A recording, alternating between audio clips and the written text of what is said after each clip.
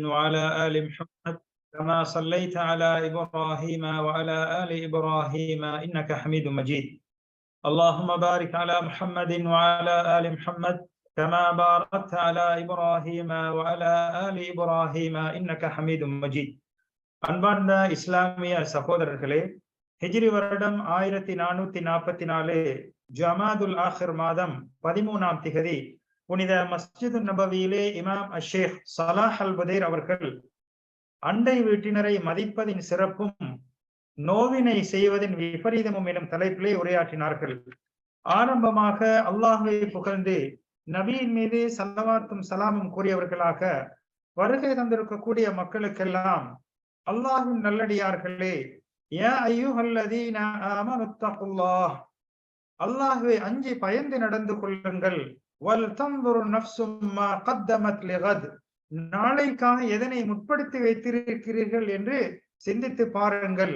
வத்தகுல்லாஹ், அல்லாஹ்வை பயந்து கொள்ளுங்கள். இன்னல்லாஹ ஹபீரும் பிமா தஅமலூன், நிச்சயமாக நீங்கள் செய்யக்கூடிய விடயங்களை அல்லாஹ் அறிந்தவனாக இருக்கின்றான் என்று தக்வாவை கொண்டு உபதேசம் செய்தவர்களாக.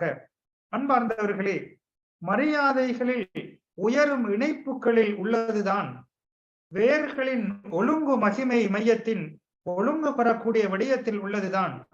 அதே போன்று கடல் விசாலம் அளவுக்கு சிறப்புகள் விசாலமாக கிடைக்கக்கூடிய விடயங்கள் தான். ஒன்று, நல்ல அண்டை வீட்டினர், அழகான அண்டை வீட்டினர். அதே போன்று அண்டை வீட்டினரை, அக்கம் பக்கத்தில் உள்ளவர்களை மதிப்பது இவ்வளவு பெருமதியான ஒரு விடயமாக இருக்கிறது.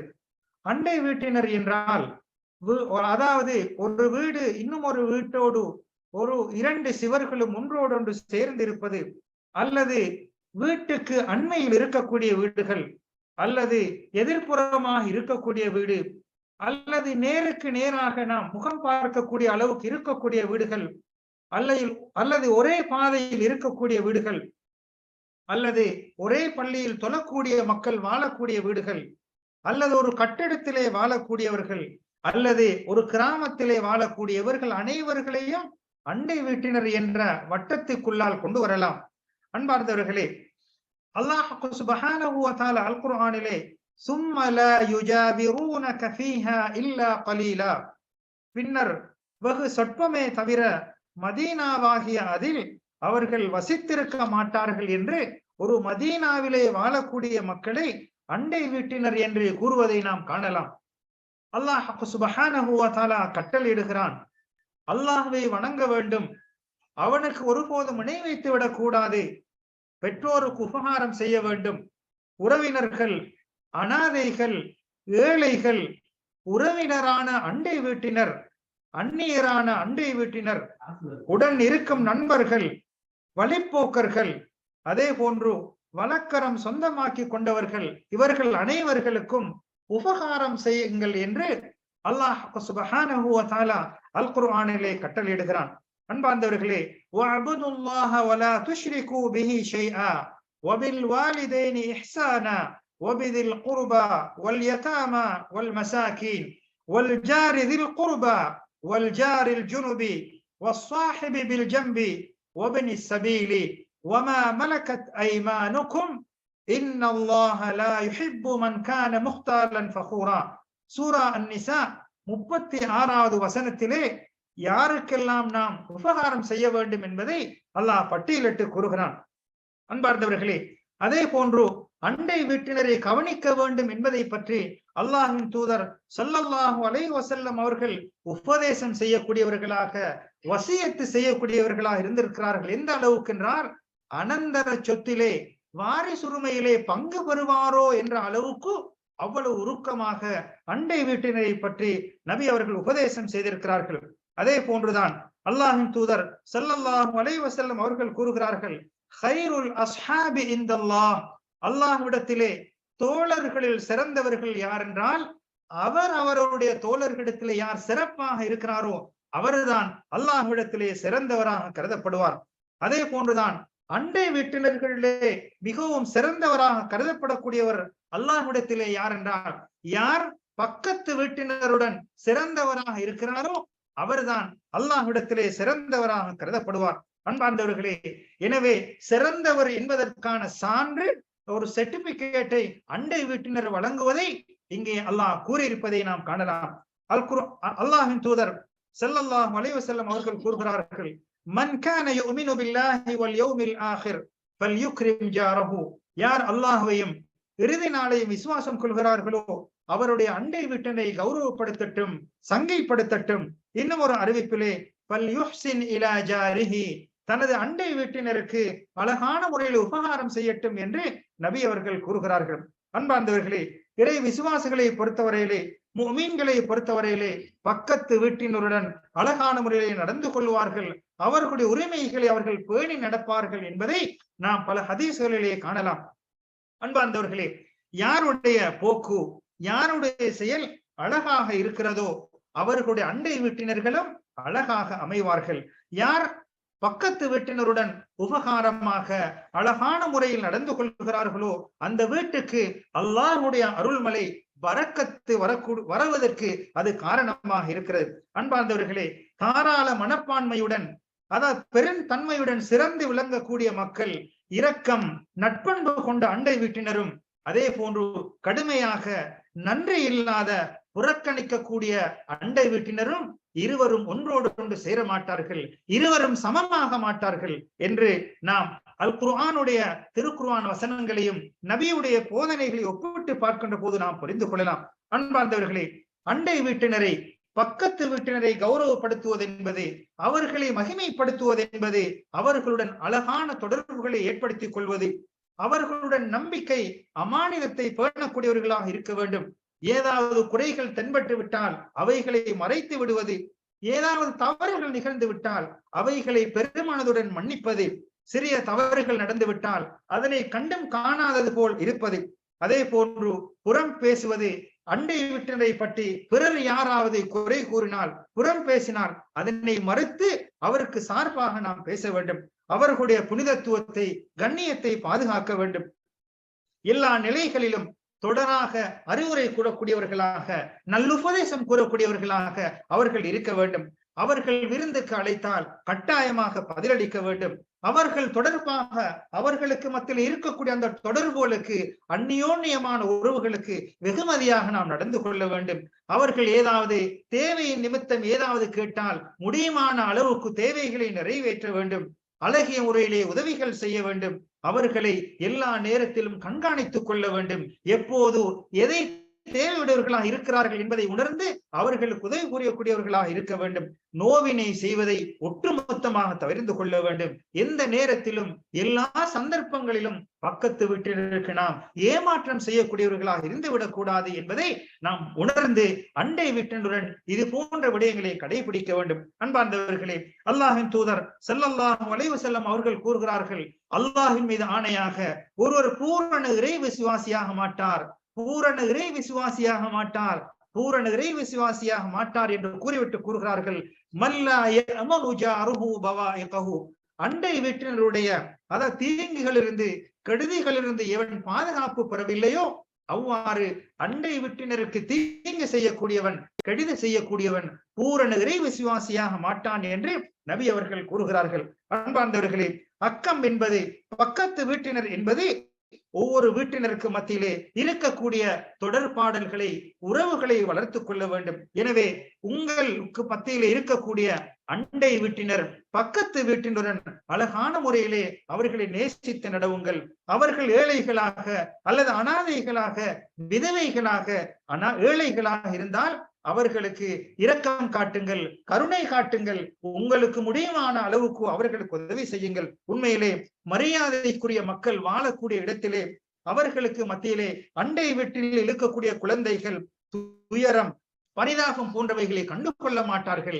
ஏனென்றால் அந்த அளவுக்கு இடம் கொடுக்காமல் அவர்களை அவர்களை கவனித்துக் கொள்ளக்கூடிய அளவுக்குத்தான் கௌரவமான சங்கையானவர்கள் இருப்பார்கள். அன்பார்ந்தவர்களே, நபி அவர்கள் கூறுகிறார்கள், அண்டை வீட்டினர் பசித்திருக்கும் போது தான் வயிறு நிறைய உண்ணக்கூடியவன் ஒரு பூரண இறைவிசுவாசியாக மாட்டான், ஒரு முஃமினாக மாட்டான் என்று நபி அவர்கள் கூறுகிறார்கள். அதே போன்றுதான் அபூதர் ரலியல்லாஹு அன்ஹு அவர்களை அழைத்து கூறுகிறார்கள், யா அபூதர், அபூதர்ரே, நீ குழம்புகள் வைத்தால், கறிகள் ஆக்கினால் அதற்குரிய அந்த குழம்புக்குரிய நீரை அதிகப்படுத்தி அண்டை வீட்டினருக்கும் கவனிப்பாயாக, அவர்களுக்கும் கொடுப்பாயாக என்று அவர்கள் உபதேசம் செய்தார்கள். அன்பார்ந்தவர்களே, எனவே ஒவ்வொருவரும் நினைவில் கொள்ள வேண்டும், நமக்கு பக்கத்திலே வாழக்கூடிய, நமக்கு பக்கத்திலே இருக்கக்கூடிய அண்டை வீட்டினர்கள், அயலவர்கள், அவர்கள் ஏழைகளாக இருக்கலாம், அல்லது தேவையுடையவர்களாக இருக்கலாம், அல்லது வீடற்றவர்களாக, வீட்டை இழந்தவர்களாக, அகதிகளாக இருக்கலாம். இந்த நேரத்திலே நாம் அவர்களை நினைத்து பார்க்க வேண்டும். அவர்கள் இந்த குளிரின் கடுமையின் காரணமாக அவர்களுடைய பற்கள் எல்லாம் உசும்புகிறது, மூட்டுக்கள் எல்லாம் நடுங்குகிறது, விரல்கள் எல்லாம் செயலிழந்து அவர்கள் தத்தளித்துக் கொண்டிருக்கிறார்கள், விரல்கள் எல்லாம் குளிரின் கடுமையின் காரணமாக வறட்சியாகி விடுகிறது. எனவே இந்த நேரத்திலே அவர்களை நினைத்து நமது சக்திக்குட்பட்ட முறையிலே உதவி செய்யக்கூடியவர்களாக இருக்க வேண்டும். அன்பார்ந்தவர்களே, நமக்கு அண்டை வீட்டினரில் மிகவும் நெருக்கமானவர்கள் யார் என்றால், நமது வீட்டுக்கு முன்னால் எதிர்ப்புறத்திலே யார் இருக்கிறார்களோ அவர்கள்தான் உதவி புரிவதற்கு முதல் தரத்திலே இருக்கக்கூடியவர்கள். அவ்வாறு ஒன்றன் பின் ஒன்றாக அவர்கள் அண்டை வீட்டினர்கள் கவனிப்பதற்கு அவர்கள் உரித்துடையவர்களாக இருப்பார்கள். ஆயிஷா ரலியல்லாஹு தஆலா அன்ஹா அவர்கள் ஒருமுறை கூறுகிறார்கள், அல்லாஹ்விடத்திலே, அல்லாஹ்வின் தூதரிடத்திலே கேட்கிறார்கள், யா ரசூலல்லாஹ், என்னிடத்திலே 2 அண்டை வீட்டினர்கள், அயலவர்கள் இருக்கிறார்கள், இவர்களில் யாருக்கு நான் நன்கொடைகள் கொடுப்பதில் அவர்களை முற்படுத்த வேண்டும் என்று கேட்டபோது, உனக்கு வாயல், அதாவது வாயலில் யார் மிகவும் நெருக்கமாக அண்மையில் இருக்கிறாரோ அவரைத்தான் நீ முற்படுத்த வேண்டும் என்று நபி அவர்கள் உபதேசம் செய்கிறார்கள். அன்பார்ந்தவர்களே, எனவே அண்டை வீட்டினர், அயலவர் என்பது மிகவும் தாக்கம் செலுத்தக்கூடிய, செல்வாக்கு செலுத்தக்கூடிய ஒரு விடயமாக இருக்கிறது. எனவே அண்டை வீட்டினருடைய அன்பையும் அரவணைப்பையும் நாங்கள் சம்பாதித்துக் கொள்ள வேண்டும். அவர்களை சந்திப்பது, அவர்களுக்கு தோளோடு தோள் என்று உதவி கூறுவது, அவர்களுடன் உட்கார்ந்து அளவுலாவது, பேசுவது, இது போன்ற விடயங்கள் மூலமாக அவர்களை நாம் சம்பாதித்துக் கொள்ள வேண்டும். அண்டை வீட்டினர்கள், அயலவர்கள் நல்லவர்களாக இருந்தால் அதனூடாக நாம் நல்ல பண்புகளை பெற்று நற்பண்புகளை அறிந்து நாமும் நல்லவர்களாக மாறலாம். அதே நேரத்திலே நல்ல நட்புக்கு பதிலாக கெட்ட தொடர்புகள் இருக்கும் என்றால், அண்டை வீட்டினர்கள் முறையற்றவர்களாக இருப்பார்கள் என்றால் அதன் மூலமாக கேடு விளைவிக்கக்கூடிய பல பாரதூரமான விடயங்கள் ஏற்படுவதையும் பார்க்கிறோம். எனவே நாம் வீடுகள் தெரிவு செய்கின்ற போது அண்டை வீட்டினர் எவ்வாறு இருக்கின்றார்கள், ஒழுங்காக இருக்க வேண்டும் என்பதிலே கண்ணும் கருத்துமாக நாம் இருக்க வேண்டும். அன்பார்ந்தவர்களே, எனவே அறிஞர்கள், அறிவுடையவர்கள் கூறுகிறார்கள், அண்டை வீட்டினரை தெரிவு செய்யும் போது முதலாவதாக வீட்டை தெரிவு செய்வதற்கு முன்னால் அதற்கு பக்கத்திலே யார் எனது அண்டை வீட்டாக, எனது அயலவராக இருக்க போகிறார் என்பதை பார்க்க வேண்டும். பிரயாணம் செய்யும் போது பிரயாணத்துக்கு முன்னால் பிரயாண தோழர் யார் இருக்கிறார் என்பதை, நல்லவரா என்பதை கவனித்துக் கொள்ள வேண்டும். அதே போன்று வீட்டை வாங்குவதற்கு முன்னால் அந்த வீட்டுக்கு பக்கத்திலே எனக்கு எதிர்காலத்திலே அயலவராக, அண்டை வீடாக இருப்பவர் யார் என்பதை விசாரித்துக் கொள்ள வேண்டும்.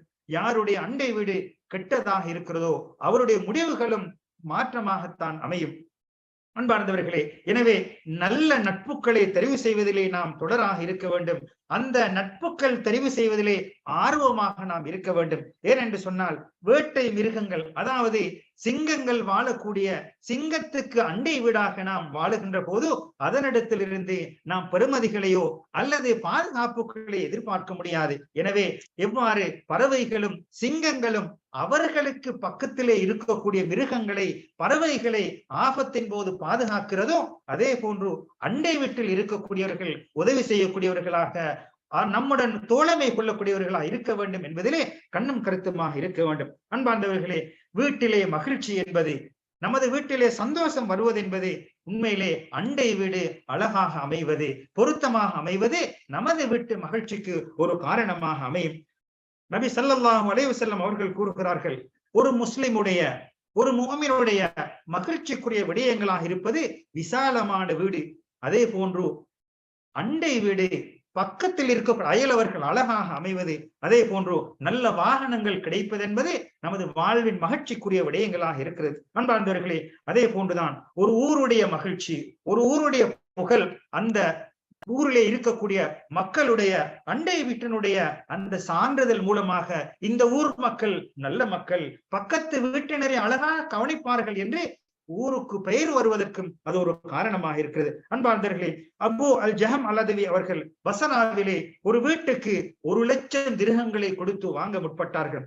அப்போது அந்த வீட்டை விற்கக்கூடியவர் கேட்கிறார், எனது அண்டை வீடாக இருக்கக்கூடிய சயீத் இப்னுல் ஆஸ் அவர்களை எத்தனை திர்ஹங்கள் கொடுத்து வாங்க போகிறீர்கள் என்று கேட்டுவிட்டு அவர்கள் கூறுகிறார், அந்த மனிதரோ எனக்கு அண்டை வீட்டாக இருக்கிறார், நான் வீட்டை விட்டு வெகு தூரம் பயணம் சென்றால் என்னை விசாரிப்பார், எனது குடும்பத்தினர்களை பாதுகாப்பார், என்னை கண்டால் அன்புடன் அரவணைப்பார், எனக்கு உதவிகள் செய்வார், தேவைகள் வரும்போது தேவைகளை நிறைவேற்றுவார், என்னுடன் இரக்கமாக நடந்து கொள்வார். இவருக்கு இந்த அண்டை வீட்டுக்கு பதிலாக இந்த வீடு நிறைய தங்கங்களை தந்தாலும் கூட அவருக்கு பகரமாக வீட்டை விற்க மாட்டேன் என்று அவர்கள் கூறினார்கள். வீட்டை விட அண்டை வீடுதான் பெருமதி என்பதை இதனூடாக நாம் புரிந்து கொள்ளலாம். அன்பார்ந்தவர்களே, அதே போன்றுதான் வீடுகள் தெளிவற்றதாக, அண்டை வீடுகள் தெளிவின்மையாக இருக்கும் என்று சொன்னால், வீடுகள் அண்மையில் இருக்கலாம், வாயல்கள் எதிரெதிரே இருக்கலாம், ஆனால் உள்ளங்களோ மிகவும் விரண்டதாக, கரடுமுரடானதாக, சதி செய்யக்கூடிய சிந்தனையில் இருக்கும் என்று சொன்னால், அங்கே தெளிவின்மை காரணமாக, தகராறுகளின் காரணமாக, வெறுப்பு, போட்டி பொறாமையின் காரணமாக அங்கே அவர்களுக்கு மத்தியிலே தெளிவான தன்மை என்பது இழந்து விடப்பட்ட ஒரு நிலையாக இருக்கிறது. எனவே கெட்ட அண்டை வீடு என்பது, கெடுதிகள் தரக்கூடிய அண்டை வீடு என்பது உண்மையிலே பாதிப்பான பாரதூரமான விபரீதங்களை கொண்டதாக அமையும். அந்த கெட்ட அண்டை வீட்டுக்கு பக்கத்திலே வாழுகின்ற போது நமது முதுகை உடைக்கக்கூடிய முறையிலே, காலாகாலமாக துன்பம் துயரத்திலே இருக்கக்கூடிய முறையில், வறுமைக்கு வக்காலத்து வாங்கக்கூடியவராக, நிரந்தர தீமைகளையும் தீங்குகளையும் தேடித்தரக்கூடிய ஒன்றாகத்தான் அமையும். அது மாத்திரமல்ல, அண்டை வீட்டினருக்கு கெடுதி செய்தல், துஷ்பிரயோகம் செய்தல், இவைகள் எல்லாம் கெட்ட அண்டை வீட்டினருக்கு ஒரு அடையாளமாக இருக்கிறது. எல்லா நேரங்களிலும் தடுமாற்றத்துடன் நடந்து கொள்வார்கள், அந்தரங்கங்களை மேற்பார்வை செய்வார்கள். அதே போன்று இரகசியங்கள் தெரிந்து விட்டால் அவைகளை மக்கள் மன்றத்திலே பரப்பி விடுவார்கள். திரைமறைவிலே இருக்கக்கூடிய விடயங்களை தெரிந்து அவைகளை பரப்புவார்கள். எல்லா நேரத்திலும் குத்தி காட்டுவது, சுட்டி காட்டுவது, தீங்கு இழைப்பது, எல்லா விஷயங்களும் ஆராய்ந்து துறவி ஆராய்வது, இவைகள் எல்லாம் கெட்ட வீட்டுக்கு, கெட்ட அண்டை வீட்டுக்கு அடையாளமாக இருக்கிறது. அவர்களுக்கு நன்மை என்பதே தெரியாது, அண்டை வீட்டினுடைய மகிமை என்பது அவர்களுக்கு புரியாது. எல்லா நேரத்திலும் ஏதாவது ஒரு சிறு விடயங்களை கொண்டு சச்சரவுகளை உருவாக்கி பிணங்கிக் கொள்வார்கள். தீமைகள் செய்வதற்கு, கெடுதிகள் செய்வதற்கு அவர்கள் முயற்சிப்பார்கள். அன்பார்ந்தவர்களே, தேள் கொட்டுவது போல் எல்லா நேரத்திலும் அவர்கள் துன்பத்தை கொடுத்து கொண்டே இருப்பார்கள். நரி போன்ற தந்திரம். இவ்வாறு கெடுதிகள் செய்யக்கூடிய அண்டை வீட்டினரை கண்டால் அவைகளை விட்டு நாம் பாதுகாத்துக் கொள்ள வேண்டும். அன்பார்ந்தவர்களே, அதாவது நுஅமான் அவர்களிடத்திலே கேட்கப்படுகிறது, அதாவது தீராத ஒரு நீங்காத நோய் ஏது என்று கேட்கப்பட்ட போது அவர் கூறுகிறார், கெட்ட அண்டை வீட்டினர், அயலவர்கள் மிகவும் கெட்டவர்களாக இருப்பது என்பது அது ஒரு தீராத நோயாக அவர்கள் அறிமுகப்படுத்துகிறார்கள். அவரிடத்திலே நீங்கள் பேசிவிட்டால் அவர்கள் உங்களுக்கு மத்தியிலே திகைத்து விடுவார்கள், அவதூறுகளை பரப்புவதற்கு முயற்சிப்பார்கள். உங்கள் கண்முன்னே இல்லாமல் மறைந்து விட்டால் உங்களை பற்றி புறம் பேசுவார்கள். அவர்களுடன் நீங்கள் ஏதாவது பேசி மௌனியாக இருந்து விட்டால் உங்களுக்கு அநியாயம் செய்வார்கள். இவைகள் தான் கெட்ட நோய், தீராத நோய் என்பதாக அவர்கள் கூறுகிறார்கள். அன்பார்ந்தவர்களே, எனவே கெடுதியுடைய அண்டை வீட்டினர்கள் இப்போதும் உங்களை கண்காணித்துக் கொண்டிருப்பார்கள். அவர்களுடைய உள்ளமோ வேறு சிந்தனையிலே அமைந்திருக்கும். எனவே இவர்கள் நல்ல விடயங்கள் ஏதாவது கண்டுவிட்டால் அவைகளை அப்படியே மறைத்து விடுவார்கள். குறைகள் ஏதும் தென்பட்டு விட்டால் அவைகளை பகிரங்கப்படுத்துவார்கள். இவர்கள் ஒருபோதும் அண்டை வீட்டினருடைய ரகசியங்களை பாதுகாக்க மாட்டார்கள். எனவே இவ்வாறான அண்டை வீட்டினர்கள் நீங்கள் எவ்வளவுதான் அவர்களுக்கு மத்தியிலே இருந்தாலும் உங்களை பாதுகாக்க மாட்டார். எனவே இவ்வாறான ஒரு சந்தர்ப்பங்களே பணிவாக இருந்து அவர்களை வெறுக்க வேண்டும், பணிவாக இருந்து அவர்களை புறக்கணிக்க வேண்டும். அவர்களுடன் போரிட்டு முரண்பட்டு கொள்ளாமல் சாதகமாக சாதுரியமாக நடந்து கொண்டு அந்த இடத்தை விட்டு மாறுவதற்கான, வேறு இடத்தை தெரிவு செய்வதற்கான வழிவகைகளை பார்க்க வேண்டும். அன்பார்ந்தவர்களே, கெட்ட அண்டை வீட்டில் இருந்தால் அவருடைய துன்பம் துயரங்களை பொறுத்துக் கொள்ள முடியும் என்றால் அது வரவேற்புக்குரியது. பொறுமை காத்து வாழ முடியாவிட்டால் அந்த இடத்தை விட்டு நாம் வேறு இடங்களுக்கு மாறுவதுதான் நமக்கு மிகவும் சிறந்ததாக இருக்கும். அன்பார்ந்தவர்களே, எனவே அண்டை வீட்டினர்கள் அதாவது குழப்பம் விளைவிக்கக்கூடியவர்களாக அல்லது தீங்கிழைக்கக்கூடியவர்களாக இருப்பார்கள் என்று சொன்னால் அந்த இடத்தை விட்டு நாம் மாறிவிட வேண்டும். ஒருவர் அண்டை வீட்டினரை விட்டு அவர் வேறு இடங்களுக்கு போகின்ற போது அவரிடத்திலே கேட்கப்பட்டது, எதற்காக நீங்கள் போகிறீர்கள் கேட்கப்பட்ட போது அவர் சொன்னார், எனது அண்டை வீட்டினரை வித்து விட்டேன் என்று பதிலளிக்கிறார். எனது வீட்டை வித்து விட்டேன் என்று சொல்லவில்லை, எனது அயல் வீட்டை வித்து விட்டேன் என்று அந்த துன்பம் துயரம் தாங்காமல் இவ்வாறு அவர்கள் பதிலளிக்கிறார். அன்பார்ந்தவர்களே, எனவே ஒவ்வொரு அண்டை வீட்டினருக்கும் உரிமைகள் இருக்கிறது, கடமைகள் இருக்கிறது. அவர்களுக்கு ஒருபோதும் அநியாயம் செய்துவிடக் கூடாது. ஒருபோதும் அவர்கள் தாங்க முடியாத, அவர்கள் சுமக்க முடியாத எந்த தீங்குகளையும் நடத்துவதற்கோ அல்லது நினைப்பதற்கோ ஒருபோதும் முற்பட்டு விடக் கூடாது. அன்பார்ந்தவர்களே, உண்மையிலே நாம் அண்டை வீட்டினர்கள் சந்தேகம் உடையவர்களாக அல்லது அநாகரிகமாக அல்லது துஷ்பிரயம் செய்யக்கூடிய கேடை விளைவிக்கக்கூடிய மக்களாக இருந்தால் அவர்களை விட்டு நாம் தூரமாகிக் கொள்ள வேண்டும். அல்லாஹ்வின் தூதர் ஸல்லல்லாஹு அலைஹி வஸல்லம் அவர்கள் கூறுகிறார்கள், தஅவ்வது பில்லாஹி மின் ஜாரி சூ, கெட்ட அண்டை வீட்டினரை விட்டும் அல்லாஹ்விடத்திலே பாதுகாப்பு கோருங்கள் என்று நபி அவர்கள் கூறுகிறார்கள். சில வேளை நமது அயலவர்கள் பெரும்பாவங்கள் செய்யக்கூடியவர்கள் ரகசியமான முறையிலே வீட்டுக்குள் அந்தரங்கமாக நடக்கக்கூடிய விடயங்கள் இருந்தால் அவைகளை நாம் பராமுகமாக ஒதுங்கி நடக்க வேண்டும். ரகசியமாக அவருக்கு உபதேசங்கள் செய்ய வேண்டும். அல்லது அந்த பாவங்கள் பகிரங்கமாக மக்கள் மன்றத்திலே விளங்கக்கூடிய அளவுக்கு நடக்கும் என்றால் அழகிய முறையிலே அவர்களுக்கு அந்த பாவத்தை நாம் நமது நடவடிக்கை மூலமாக வெறுப்பு காட்ட வேண்டும். அவர் தொழுகையிலே பொடுப்போக்காக தொழுகையை விடக்கூடியவராக இருந்தால் அவருக்கு அழகான முறையில் உபதேசம் செய்ய வேண்டும். அவ்வாறு அந்த உபதேசங்கள் பயனளிக்கவில்லை என்றால் அவர்களுடன் தொடர்பாடல்களை ஒட்டுமொத்தமாக துண்டித்து விடாமல் சில வெறுப்பு நடவடிக்கைகள் மூலம் அவர்களுக்கு உணர்த்த வேண்டும்.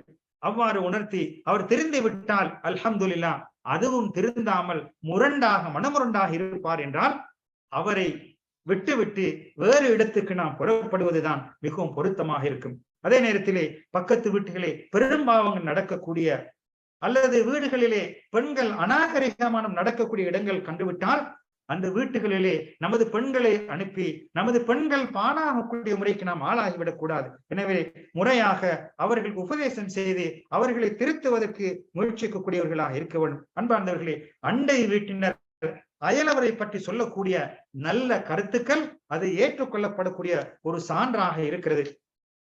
நபி ஸல்லல்லாஹு அலைஹி வஸல்லம் அவர்களிடத்திலே ஒரு மனிதர் வந்து கேட்கிறார், நான் நல்ல மனிதன், எனது அண்டை வீட்டுக்கு நான் நல்லவனாக நடக்கிறேன் என்று எவ்வாறு தெரிந்து கொள்வது என்று கேட்டபோது, உனது அயலவன் உன்னை நல்லவன் என்று கூறினால் நீ நல்லவனாக கருதப்படுவாய், உனது அயல் வீட்டினர் நீ கெட்டவன் என்று கூறினால் நீ கெட்டவன் என்று கருதப்படுவாய் என்று நபி அவர்கள் சாட்சியம் கூறினார்கள். எனவே அயலவர் நம்மை பற்றி தீர்ப்பு கூறுவது ஆதாரத்துக்கு உட்பட்டதாக இருக்கிறது. அன்பார்ந்தவர்களே, எனவே ஒரு மனிதரிடத்திலே 3 பண்புகள் இருக்கும் என்றால் அவருடைய தோழமையை பற்றி நீங்கள் சந்தேகம் கொள்ள வேண்டாம். அவருடைய உறவினர்கள் அவரை பற்றி புகழ்ந்து கூறுவார்கள், அவருடைய அண்டை வீட்டினர் அவரை பற்றி புகழ்ந்து கூறுவார், அவருடன் பிரயாணத்திலே செல்லக்கூடிய மனிதர் அவரை புகழ்ந்து கூறினால் அந்த மனிதரை பற்றி நாம் சந்தேகம் கொள்ள தேவையில்லை, அவர் நல்லவராகத்தான் கருதப்படுவார். அன்பார்ந்தவர்களே, எனவே உரிமையின்றி அண்டை வீட்டினருக்கு நாம் நோவினை செய்வது, தீங்குகள் செய்வது ஹராமாக இருக்கிறது, தடுக்கப்பட்ட ஒரு விடயமாக இருக்கிறது. நபி அவர்கள் கூறுகிறார்கள், மன் கான யுமினு பில்லாஹி வல் யௌமில் ஆகிர், அல்லாஹ்வையும் மறுமை நாளையும் விசுவாசம் கொண்டவர்கள் ஃபலா யுதி ஜாரஹு, தனது அண்டை வீட்டினரை நோவினை செய்ய வேண்டாம் என்று நபி அவர்கள் பணிக்கிறார்கள். அன்பார்ந்தவர்களே, அதிகமான தொழக்கூடியவர்கள், நோன்பு நோக்கக்கூடியவர்கள் அண்டை வீட்டினருக்கு தீங்கு செய்ததன் காரணமாக நரகவாதி என்று நபி அவர்கள் கூறுகிறார்கள்.